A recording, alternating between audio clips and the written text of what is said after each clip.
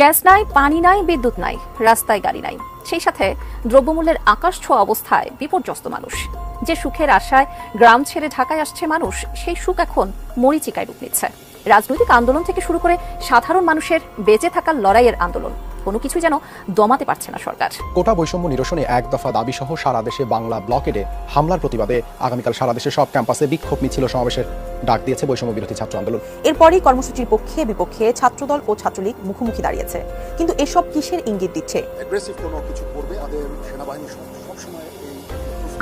আসসালামু আলাইকুম ভিউয়ার্স, সকলে কেমন আছেন? আপনারা ইতিমধ্যেই শুরু সংবাদের প্রথম অংশ দেখে বুঝে গেছেন কোন বিষয় নিয়ে আজকের এই ভিডিওটি হতে চলেছে। ভিউয়ার্স, বর্তমানে কিন্তু বাংলাদেশের রাজনীতি নিয়ে সেনাপ্রধান এবং নতুন সেনাপ্রধানের বক্তব্য খুবই বেশি ভাইরাল হচ্ছে। তিনি কি বলেছেন, কেন বলেছেন, এটা নিয়ে কিন্তু বাংলাদেশের সংবাদ মাধ্যমগুলো নানা রকম গুঞ্জন করছে। তো ভিউয়ার্স, দেখে নেওয়া যাক কে কি বলেছে। এই মুহূর্তের পর সর্বশেষ সংবাদ আপডেট পেতে আমাদের চ্যানেলটি সাবস্ক্রাইব করুন এবং পুরো ভিডিওটি দেখতে থাকুন। ধন্যবাদ। বিদ্যুৎ নাই, রাস্তায় গাড়ি নাই, সেই সাথে দ্রব্যমূল্যের আকাশ ছোঁয়া অবস্থায় বিপর্যস্ত মানুষ। যে সুখের আশায় গ্রাম ছেড়ে ঢাকায় আসছে মানুষ, সেই সুখ এখন মরীচিকায় রূপ নিচ্ছে। রাজনৈতিক আন্দোলন থেকে শুরু করে সাধারণ মানুষের বেঁচে থাকার লড়াইয়ের আন্দোলন, কোনো কিছুই যেন দমাতে পারছে না সরকার। দিনের পর দিন এক অসহনীয় হয়ে ওঠা সেই রাজধানী শহরের কথাই জানাচ্ছেন সহকর্মী মোহাম্মদ সোহাগ বিশ্বাস। গরিব মানুষ, আমরা কিনে খেতে পারি পানি, মাসে আমাদের 600 টাকার পানি জায়গা। তখন হালকা পাতলা কিছু করি, একটা ডিম ভাজি ভাত খেয়ে নি। যতক্ষণে গ্যাসে দিয়ে রাখি মাছ কাঁচাই থাকে। গত রাতে একদম কোনো ঘুমাইতে পারি নাই, এক ফোঁটা ঘুমাইতে পারি নাই। যে আন্দোলনই হোক, কিন্তু সাধারণ মানুষের অসুবিধা করে তো আন্দোলন হয় না। সকাল থেকে রাত রাজধানীতে চরম আকার ধারণ করেছে গ্যাস সংকট। দিনের বেশিরভাগ সময় চুলা জ্বলছে না। পাইপলাইনের গ্যাস রাত 12টার পর এসে ভোর 5টায় চলে যায়। দিনের বেলা আসলেও নিবু নিবু করে চুলা। বাধ্য হয়ে অনেকে রান্নাই করতে পারছে না। অনেক সময় ঘোষণা ছাড়াই গ্যাস সরবরাহ বন্ধ করে দেয়া হচ্ছে। ফলে গ্যাস সংকটে চরম ভোগান্তিতে পড়েছে রাজধানীর যাত্রাবাড়ি, শনিরাখড়া, কদমতলী, কামরাঙ্গীরচর, মিরপুর সহ বেশিরভাগ এলাকায়। এসব এলাকার বাসিন্দারা বলছেন, লাইনের গ্যাস বেশিরভাগ সময় থাকছে না। গ্যাসের চাপও কম। বাধ্য হয়ে সিলিন্ডার ব্যবহারের দিকে ঝুঁকতে হচ্ছে।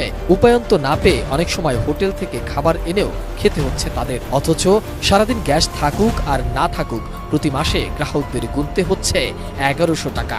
আমার মাছ ভাজা হয় না, যতক্ষণে গ্যাসে দিয়ে রাখি মাছ কাঁচাই থাকে। রাত 12টা বাজে গ্যাস আসে, আবার রাত 4:30 বাজে চলে যায়।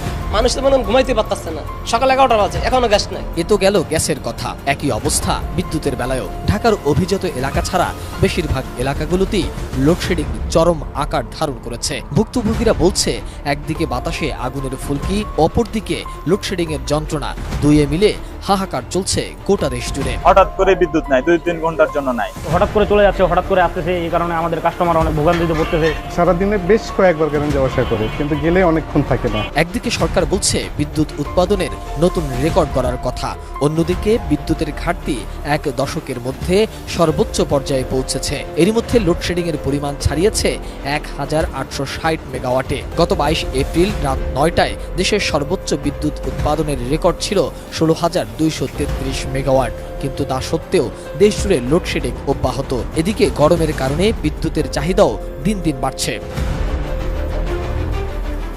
অসহনীয় গরমের মধ্যেই রাজধানীর বিভিন্ন স্থানে পানির সংকট বছরের পর বছর চলে আসছে। সবচেয়ে বেশি ভোগান্তি ভাটারা, মিরপুর, মাটিকাটা, ভাসানটেক ও এর আশপাশের এলাকায়। কোথাও নামমাত্র কিছুটা পানি আসলেও তা আবার ব্যবহারের অযোগ্য। ওয়াসা বলছে, এলাকাগুলোর ময়লা পানির বিষয়ে তারা কিছুই জানে না, তবে তারা কম পানি ব্যবহারের পরামর্শ দিয়ে যাচ্ছেন। বছরের অন্যান্য সময়ে কম বেশি পানি সংকট থাকলেও এবছর আরও তীব্র আকার ধারণ করেছে। সবচেয়ে বেশি ভোগান্তি পোহাতে হচ্ছে বয়স্ক, গৃহিণী ও শিশুদের। এর মধ্যে সামান্য বৃষ্টিতে জলাবদ্ধতা তো আছেই। গরিব মানুষ, আমরা কিনে খেতে পারি পানি, মাসে আমাদের 600 টাকার পানি জায়গা। রাত্রে হয়তো অনেক সময় অনেকে পায় না, আমাদেরও যদি না তুলতে পারি আমরাও পাই না। তখন সারাদিন পানি হয়তো অন্য বাসায় থেকে নিয়ে আসা লাগে যাদের আছে। কলের পানি নষ্ট, এর পানি গোসল করতে না, খাইতে পারে না। আমরা পানি পৌঁছে দিই, আমরা টাকা দেয়। কোটা আন্দোলন, শিক্ষক আন্দোলন, রথযাত্রা সহ বিভিন্ন কারণে গত কয়েকদিন ধরে স্থবির হয়ে পড়েছে ঢাকার রাজপথ।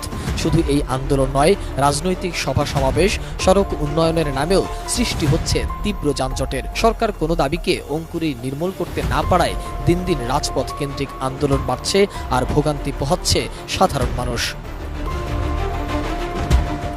একদিকে গ্যাস নেই, বিদ্যুতে অন্ধকার নগর, গরমে হাঁসফাঁস হয়ে পানি পান করার অবস্থাও নেই, সেই সাথে রাজধানীর অসহনীয় যানজট আর দ্রব্যমূল্যের ঊর্ধ্বগতিতে অসহায় মানুষ। হাইকোর্টের আপিল বিভাগের আদেশ প্রত্যাখ্যান করে রাজপথে আন্দোলন চালিয়ে যাওয়ার ঘোষণা দিয়েছে কোটা বিরোধী শিক্ষার্থীরা। বুধবার সারা দেশে বাংলা ব্লকেট কর্মসূচি পালন করে বৃহস্পতিবারও একই কর্মসূচি দেয় আন্দোলনরত শিক্ষার্থীরা। এরপরই কর্মসূচির পক্ষে বিপক্ষে ছাত্রদল ও ছাত্রলীগ মুখোমুখি দাঁড়িয়েছে। আর এক সময়ের কোটা আন্দোলনের নেতা নুরুল হক নুরও মুখ খুলেছেন এই আন্দোলন নিয়ে। কিন্তু এসব কিসের ইঙ্গিত দিচ্ছে, জানাচ্ছেন সহকর্মী মোহাম্মদ সোহাগ বিশ্বাস। কোটা নাম মেধা স্লোগানটি ভিত্তিহীন। কোটা বন্ধ চাইনি, বাতিল চাইনি, সবাই চেয়েছে কোটার সংস্কার। যারা আন্দোলন করছে তারা কিন্তু ওই আমাদের একই দাবিতে, সংস্কারের দাবিতেই কথা বলছে, তারা একেবারে বাতিল চাচ্ছে 36 অনুযায়ী ইট ইজ কিন্তু কমপ্লিটলি অফেন্স। 30 জুন দ্বিতীয়বার কোটা আন্দোলন শুরুর পর এই প্রথম